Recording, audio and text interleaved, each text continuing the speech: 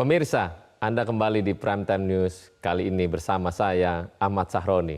Dalam segmen khusus Mendadak Ancor, sejumlah berita akan kami sajikan untuk Anda. Setelah ditetapkan sebagai tersangka, Polda Metro Jaya akan segera memeriksa kembali Ketua KPK Firly Bahuri dengan status sebagai tersangka kasus pemerasan Syahrul Yassin Limpo.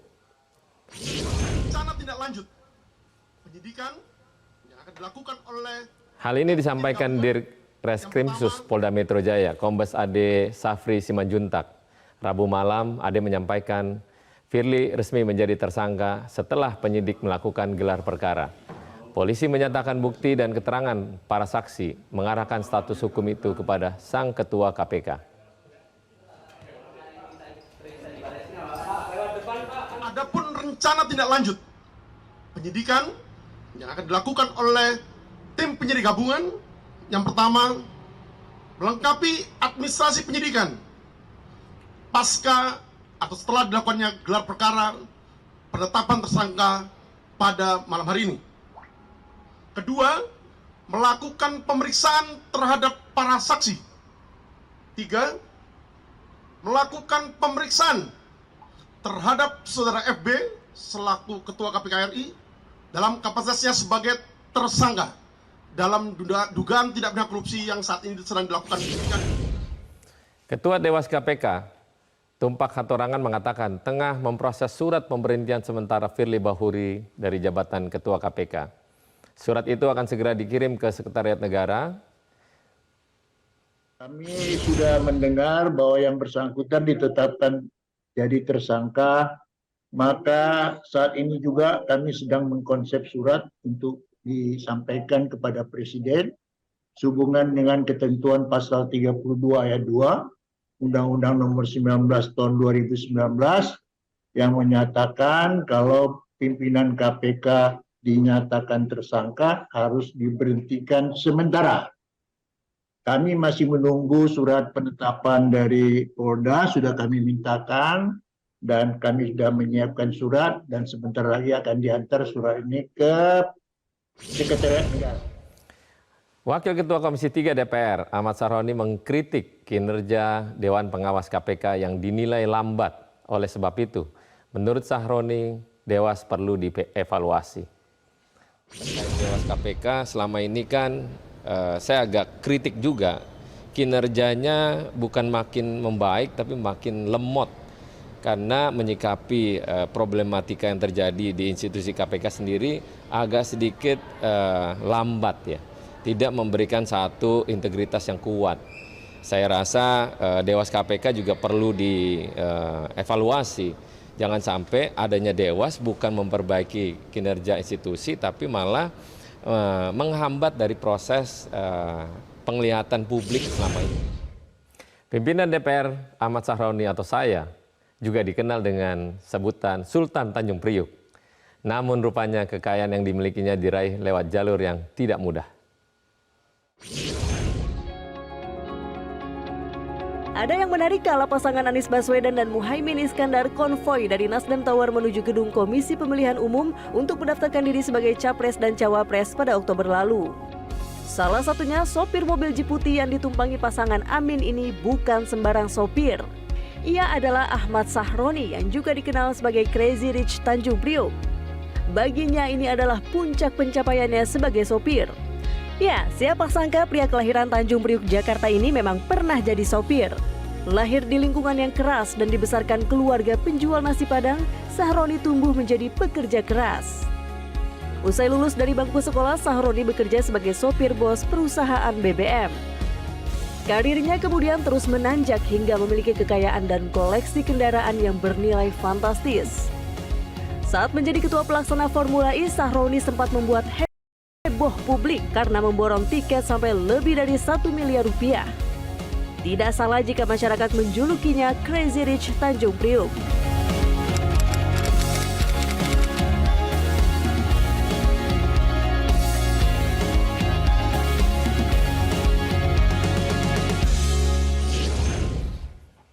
Untuk membahas tentang sosok Crazy Rich Tanjung Priuk alias saya, sudah bersama saya rekan Kania Sutisnawati.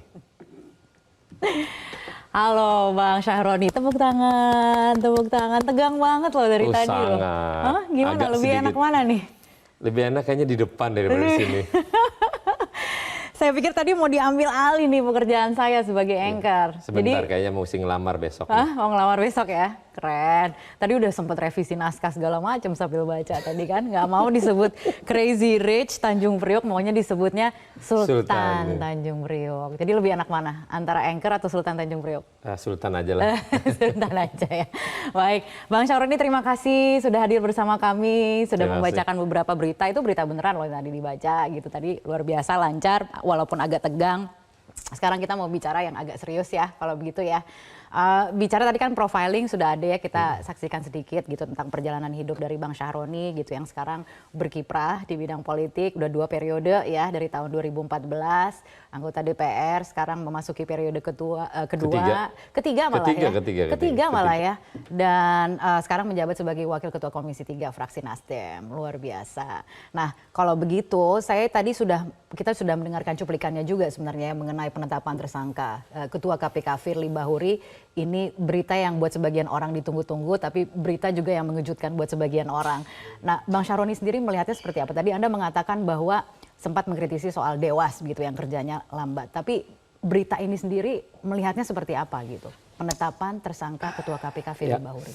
Yang pertama, apresiasi buat kinerja kepolisian tentang penegakan hukum atas perkara yang mungkin banyak bertanya masyarakat apa sebenarnya drama yang terjadi, seheboh sebelumnya itu, dan tadi malam, hari ini membuktikan bahwa apa yang menjadi kehebohan sebelumnya menandakan bahwa keseriusan Polri dalam menindak tindak pidana seseorang yang akhirnya terungkap sudah, dan masyarakat mengetahui yang sebenarnya apa yang terjadi.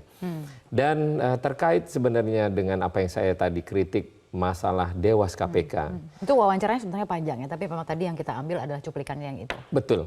Jadi kenapa mesti selambat ini Dewas KPK melakukan sidang tentang kode etik yang dilakukan komisioner KPK? Seharusnya Dewas KPK sudah bisa menentukan pada masa periode dengan keramaian yang sudah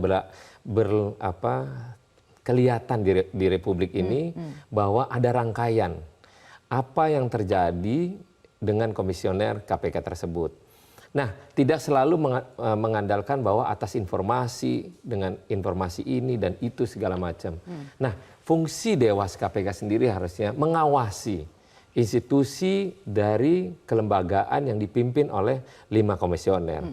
Jangan sampai ada perlakuan yang sangat berbeda pada hal-hal keputusan Dewas KPK. Nah, ini kita sikapi sebenarnya. Kenapa berkali-kali setiap ada perkara tentang mengenai sidang etik selalu tidak pernah ada masalah.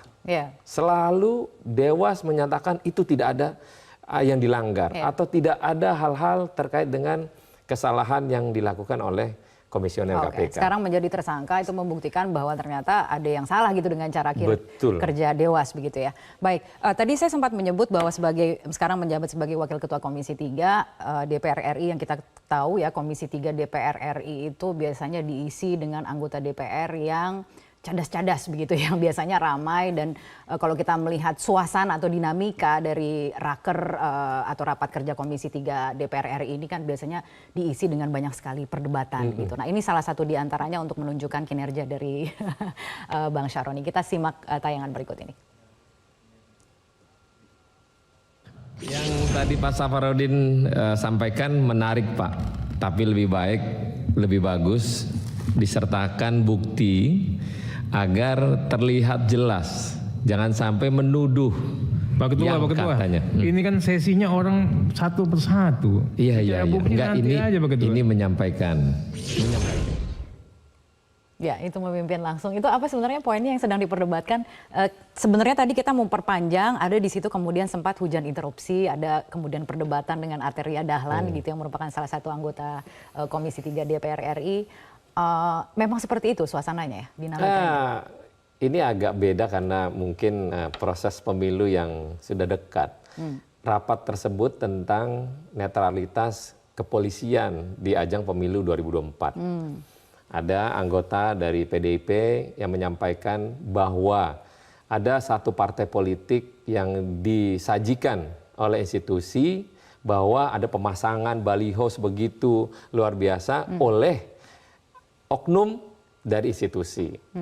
Maka pada saat dia selesai bertanya, saya menyampaikan bahwa apa yang disampaikan oleh anggota tersebut hendaknya untuk disertai bukti video agar jangan menuduh institusi seolah-olah tidak netral. Maka pada saat saya menyampaikan gitu, Arteria tiba-tiba menyerang saya. Sebenarnya ada yang nyerang lagi untuk menjelaskan bahwa apa yang saya sampaikan untuk menyampaikan atas tuduhan kepada institusi itu dibuktikan. Nah, akhirnya saya diserang. Tapi karena itu sudah biasa tuh ya. Situasional itu saya menguasai dinamika di ruang rapat, saya tidak tergoda dengan emosi agar saya menjadi marah. Saya enggak. Enggak seperti itu ya. Enggak. Keluar dari ruang sidang biasanya juga ketawa-tawa lagi kan. Si Arteria biasa, Roni lu gimana? Lu kalau gua keluarin itu aturan nanti susah gitu bilang gitu. Oke. Satu lagi nih untuk kita lebih mengenal lebih jauh begitu ya, Bang Syahroni, ini ada, kita kan akhir-akhir ini sering sekali mendengar soal baliho-baliho nih. Mungkin ada baliho berikut ini yang mungkin kita bisa saksikan terlebih dahulu, nanti bisa dikomentari oleh Bang Syahroni. Kita tayangkan berikut ini. Nah. Oke, mimpi jadi presiden. Ini baliho sebenarnya sudah lama ya? Sudah lama, Syahroni, 2 tahun deh. Sudah berapa tahun? 2 tahun. 2 tahun yang lalu ya. Ini jadi ceritanya gimana sih? Inspirasinya datang dari mana? Nggak ada inspirasi, memang gue dari dulu mimpi-mimpi aja orangnya. Jadi nggak ada hal mesti buat seolah-olah menjadi perhatian publik. Benar menjadi perhatian untuk para anak muda yang selalu berpikir untuk bermimpi. Apa yang diinginkan, apa yang dicita-citakan melalui diawali dengan mimpi. Nah, inilah sebenarnya mendapatkan informasi kepada seluruh halayak masyarakat anak muda Indonesia. Karena itu baliho bukan hanya ada di salah satu tempat, tapi banyak. Di banyak tempat. Dan waktu itu slogannya adalah mimpi jadi presiden. Mimpi jadi presiden. Itu inspirasinya datang dari mana? Emang beneran pengen jadi presiden? Ya karena sekarang 2024 udah dipilih presidennya, ya udah 2029 aja gitu. Kali-kali kita jadi presiden. Kali-kali ya gitu ya. Tapi artinya mimpi itu masih hidup gitu masih ya? Hidup, masih hidup. Okay. Tidak ada patah semangat. Jadi sebenarnya waktu itu bukan untuk menarik perhatian, tapi sukses menarik perhatian. Baik, dan akan dilanjutkan ya baliho-baliho itu. Baik, terakhir kita waktunya sangat singkat, jadi kita harus sudahi, tapi kita masih ada waktu mungkin buat Bang Syahroni untuk mengucapkan beberapa wejangan mungkin, atau mengucapkan selamat ulang tahun kepada Metro TV yang kita akan merayakannya dalam 2 hari lagi di tanggal 25 November. Ada yang ingin disampaikan mungkin Bang Syahroni?